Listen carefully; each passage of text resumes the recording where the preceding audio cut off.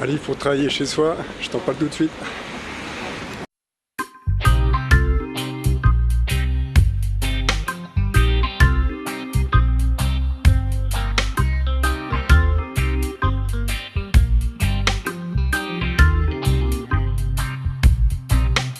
Salut les amis, alors aujourd'hui je vais te parler d'un livre qui est pas mal, qui s'appelle 35 repères pour mieux travailler de chez soi, de Christy Van Brommirch et Marie Bousquet.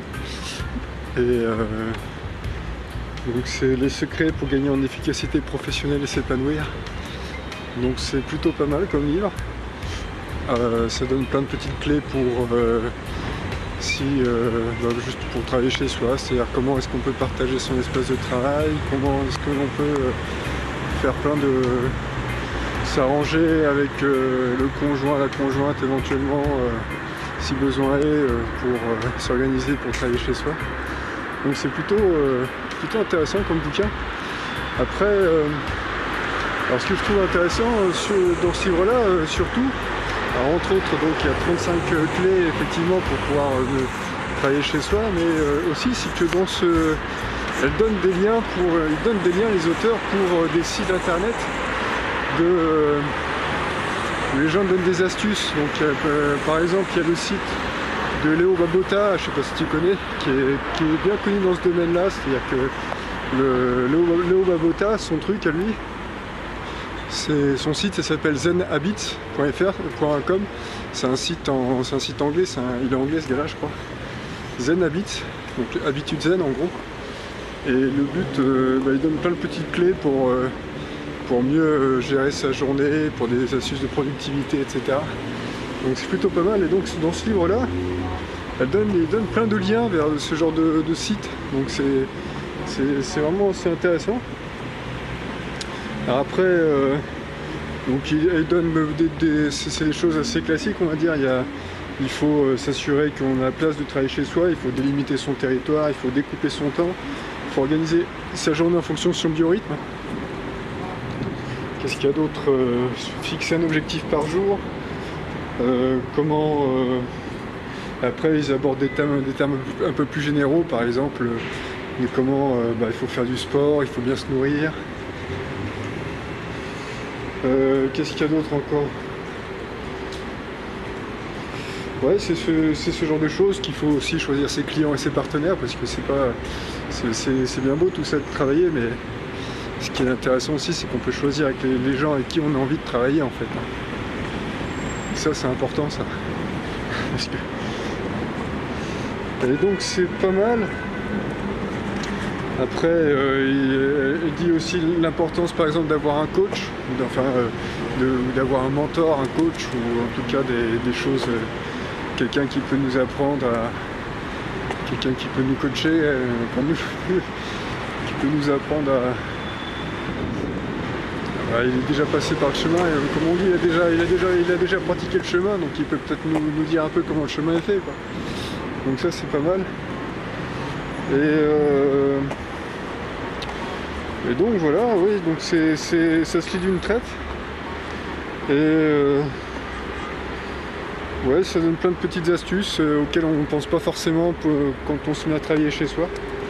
C'est dans ce livre-là qui parle par exemple du work buddy, j'en avais déjà parlé dans une vidéo, c'est-à-dire de se trouver par exemple un copain de travail. C'est-à-dire qu'au lieu de travailler seul à longueur de journée, on peut se trouver quelqu'un qui travaille aussi en indépendant et puis qui a envie aussi d'avoir un peu de compagnie. Et donc tu t'associes plus ou moins, on va dire, de façon non officielle à cette personne-là. Et le but c'est de travailler à deux, que tu exposes tes projets, vous passez des petits coups de fil de temps en temps histoire de voir un peu, histoire d'échanger un peu des idées. Moi je trouve que c'est important, quoi. C'est important de sociabiliser, c'est ce que j'avais dit déjà dans une dernière vidéo. Sociabiliser, quand on est tout seul, c'est vraiment... on se bloque, quoi. On n'a plus d'idées, enfin si on a des idées, mais au final les idées sont faites pour être partagées, quoi. C'est comme... en fait j'écoutais un podcast, c'était Les Racines du Ciel, je sais pas si tu connais, un truc de France Culture. Et j'écoutais ça hier. Et ils avaient invité un musicien très connu, mais moi je connaissais pas, un musicien espagnol qui disait que Par exemple, la musique, ça ne se faisait que parce qu'il y avait des gens, quoi. C'est-à-dire que quelqu'un qui est tout seul, il fait de la musique, mais si la musique d'une n'est pas partagée, ça sert à rien. Et puis quand on... Et ce qu'il y a de beau dans la musique, c'est qu'on est plusieurs à jouer, quoi. Il y en a un, il joue par exemple de la contrebasse, l'autre il joue du violon, et puis l'un et l'autre vont s'accorder pour que ça fasse quelque chose d'intéressant au final. Et donc sociabiliser, bah oui, c'est important, quoi. Enfin, sans les autres, on fait pas grand-chose, quoi. Tout seul, on fait un petit bout, puis ensuite, au bout d'un moment, on fait plus rien, quoi. Donc il y a ça.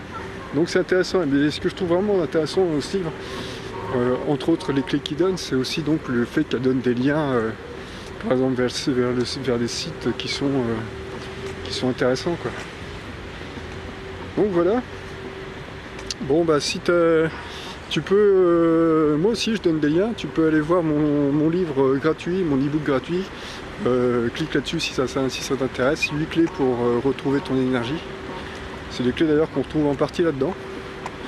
Je les ai pas inventées les clés, c'est-à-dire que tout le monde a à peu près la même expérience et moi c'est ce que j'ai écrit dans mon petit e-book PDF, c'est que ça c'est pas des choses qui sont uniques, quoi.